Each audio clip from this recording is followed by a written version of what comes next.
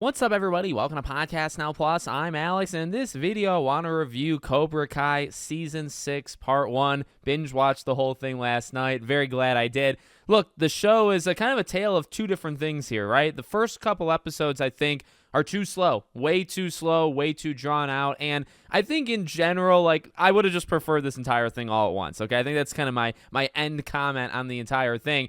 I do think the last three episodes turn the corner, and especially episodes 4 and 5 really start to get good and set up what I imagine is going to be a very tense and very amazing part 2. Not really 100% sure of, like, are they going to fit all of the Sakai Taikai tournament into, like, just part 2, or is it going to be spaced across 10 episodes or 5? But I do think overall, I mean, I enjoyed myself, right? Coming back into this world, I've enjoyed every single season. I honestly think they've kind of gotten better and better. I rewatched the entire series last week to get ready for this, so I think it's, fresh in my mind. I can say it turns the corner around season 2, starts to get better and better. I think the Terry Silver arcs are some of the greatest, television we've ever witnessed. No, but I think this season so far is fine. I think a lot of things were kind of injected into it to kind of make it longer. So what you end up getting, and in terms of like spoiler free, at least to start here, I do want to get into spoilers, but it's just them preparing for the tournament. And you get a lot of setup. You get a lot of them getting divided amongst themselves again, which I'm not a huge fan of, but sometimes it was done extremely well, like with one character in particular. Other times, I felt like it was kind of forced, right, where they're just trying to, again, like elongate something. Doing the Creese stuff, doing, the Miyagi-Do stuff, they have to really spread themselves around, but ultimately it's to pick what ends up being 6 people to appear at the tournament, right? There can only be 6, so they have to go through trials and tribulations and all that stuff to get the 6.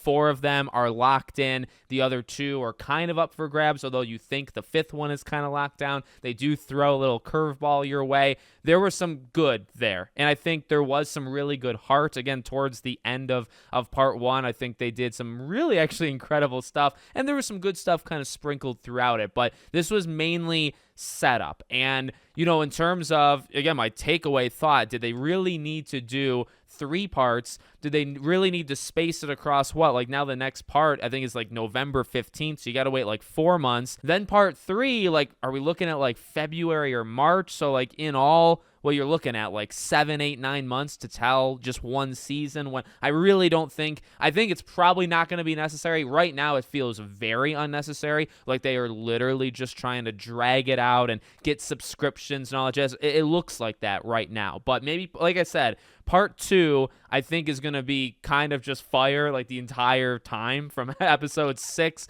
to episode 10. So maybe after that, it'll be like, okay, I forgive them a bit. So that's kind of all I want to say in terms of spoiler free. To get my true thoughts, I think we got to get into spoilers because they do quite a bit of stuff in this season. So let's jump into that right now. So I want to talk about the Creese stuff really fast to kind of address that.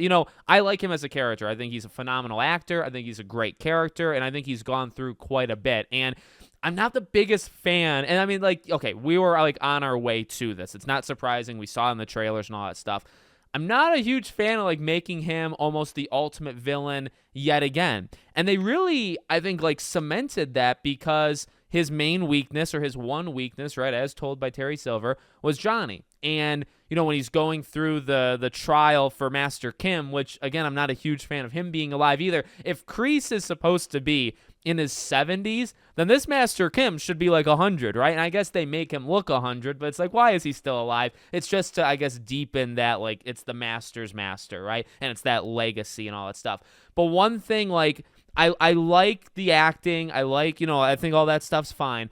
But they really put that final nail in, he had the weakness in Johnny, and he silenced it. He basically killed Johnny in his little, like, days when he gets bit by the cobra, right? And he eliminates, like, his one weakness, I guess, in his mind. So now he's, like, the full-on villain. And again, I guess, like, you need a villain, but I really kind of liked his almost comeback story. He was bad, but like in season 4, he was starting to open his eyes, right, with what Terry was doing, with the tournament, with how Johnny viewed him and how he viewed Johnny. Like, I think he was starting to open up. And then 5 was really about kind of reflection for him. And then now it's like, okay, we're just going to go back to him being a villain. And so I guess I'm not a fan of the regression of him, but there's still 10 episodes. And I think what's going to end up happening is he's going to lose, or he's going to see the error in his ways again with Tori, and then something's going to happen. So that's just kind of like jumping to predictions there.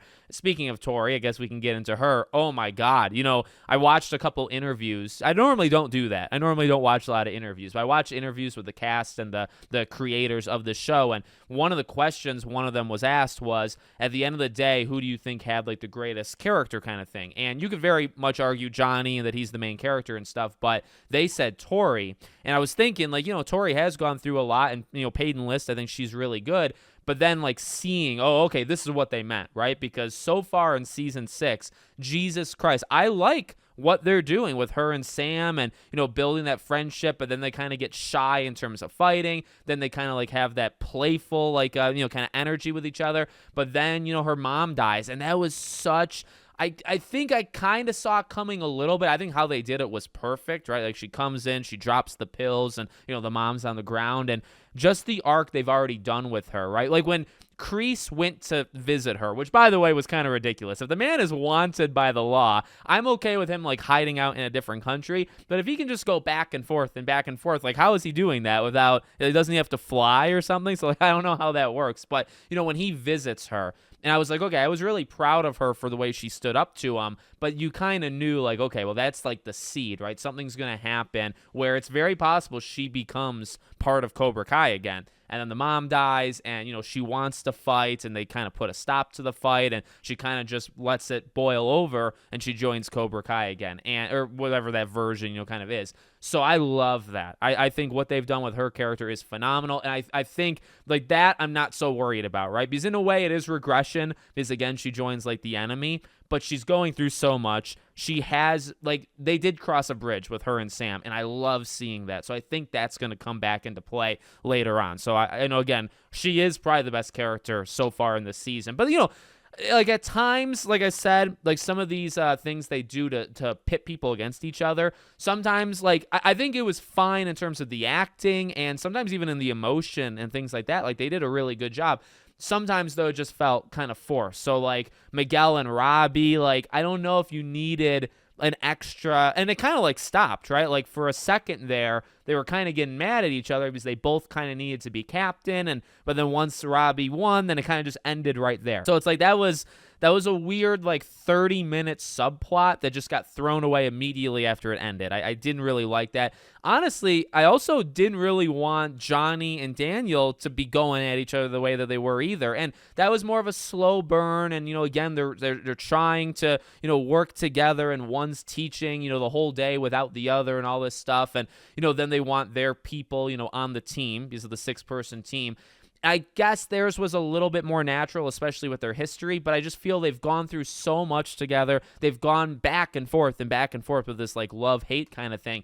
To do it again, and then for it to kind of stop. But there are still some, like, unanswered things. Like, you have Devin, who did the laxatives things with Kenny, and I like Devin as a character. I think that actress is really good. I kind of like her as, like, this underdog where she kind of came out of left field, and she's really grown very, very quickly into, like, a solid martial artist, right? So it's like, okay, like, what I mean? I don't know, like, that still has to come into play. That's fine, I guess, in terms of that controversy or, that dilemma. But, some of the things like that, some of the back and forth, like, hatred. The Miyagi thing is a little interesting. And I guess they probably did that to do the twists with, or to do the divisiveness with Johnny and Daniel, right? Where it's like, well, he had a bad side too. I think that's working its way into the ending, right? Because Daniel, he says he's going to quit, hand it over to Johnny, all that kind of jazz, right? That stuff is interesting to me, right? Because it's like, well, where does it go? And does Miyagi have a bad side to him? Maybe that helps Daniel let Johnny do it. There was an okay amount of martial arts. Like, I liked the competition. I liked how we got to the 6. I think there were stakes. I think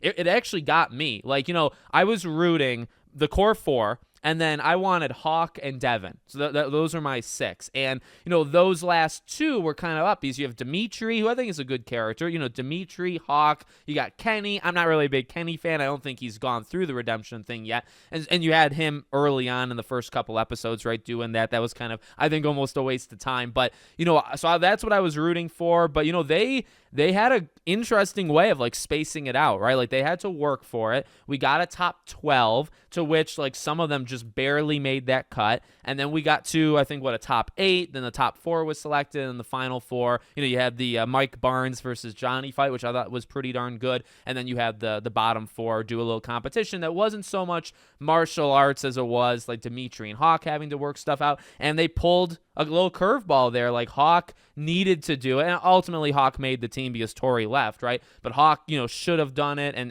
Dimitri beat him and all that jazz. So there was a good amount of tension in the selection process that I think was actually pretty good. And then, the martial arts itself, if you haven't watched past videos where I've talked about Cobra Kai, I am a martial artist. I'm a 3rd degree black belt. I've trained for a very, very long time. I feel like I come at it from a martial arts point of view, and generally they do a pretty good job. They do a pretty okay job at karate. I think they've gotten better as the years have gone on. Some of them are a lot better than others. I think Sam, the actress, kind of struggles at times. They all kind of struggle at times, but you can tell, I think, when some of them are slightly better. The martial arts I thought was okay. There were times where I just felt, especially like the captain battles, I just felt like, what I kind of get worried about, and because they talk about it too, like, they have very little time to rehearse this stuff, and I feel like I never want that to get in the way of, like, the final product, right? And because I'm so anal about it, I'm so focused on the martial arts, I notice things I think a lot of other people wouldn't notice, right? But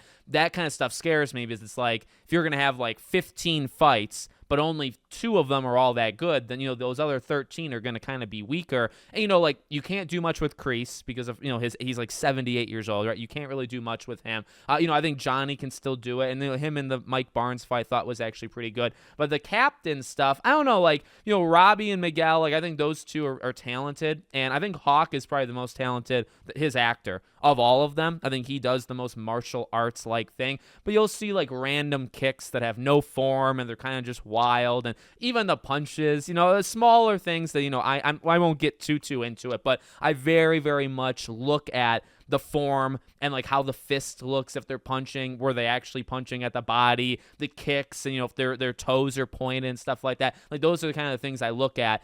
Oftentimes it's pretty weak, but I think they'd still do a pretty good overall job, at martial arts. And there were some highlights in part 1. I think we're really going to get the highlights now, though, in part 2 when they start facing off against the competition. So I'm ready. I mean, they, again, do we need all of part 1? Not necessarily, but I think they've set everything up. We got some questions that need to be answered. We've got some setups that need to be, like, delivered on, right? And now we're kind of just waiting on part 2 to really do a lot of the heavy lifting. But like I said, we'll see what they do, because I'm kind of torn of, like, could you do a tournament over 10 episodes? That feels like overkill, but then 5 might not be enough, but you also can't end it unless you do something like most of the tournament is part 2 and then ends on a cliffhanger, and then you end the tournament first 2 episodes of part 3, and then those last 3 are, like, everything settling, because the last episode's got to be everybody going back to, like, or everybody settling into a thing, right? That's got to be, like, the last episode.